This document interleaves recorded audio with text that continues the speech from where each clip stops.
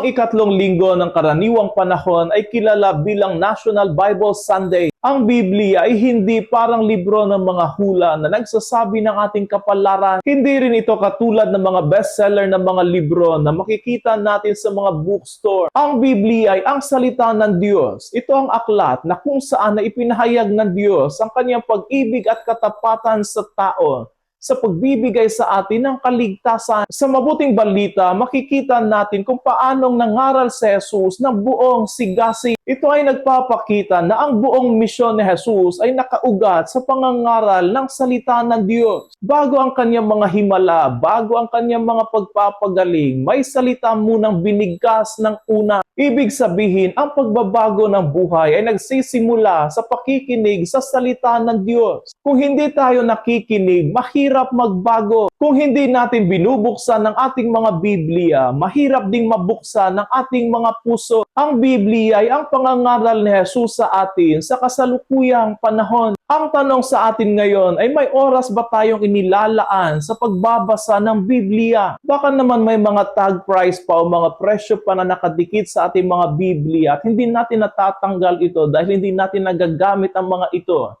O kaya namumuti na sa dami ng alikabok dahil hindi natin naggagalaw ang mga ito sa kanilang pinaglalagyan. Kung may tiyaga tayong subaybayan ng napakahabang teleserye ng Batang Quiapo, bakit kaya ni isang pahina ng Biblia ay hindi natin kayang buklatin at basahin? Sinasabi nga natin lagi, kung gusto may paraan, kung ayaw may dahilan. Ugaliin natin ang araw-araw na pagbabasa ng Biblia. Sa panalangin, tayo ang nakikipag-usap sa Panginoon. Sa pagbabasa ng Biblia, ang Panginoon ang nakikipag-usap sa atin. Pero hindi sapat ang pagbabasa ng Biblia. Mas mahalaga sa pagbabasa ay ang pagninilay sa salita ng Diyos at ang pagsasabuhay nito. May mga Kristiyano na pabibilibin tayo dahil memoryado nila ang mga bersikulo at kapitulo sa Biblia. Ang tanong ay, isinasabuhay ba nila ito? Memoryado man natin mula sa unang pahina ng Biblia hanggang sa huling pahina nito.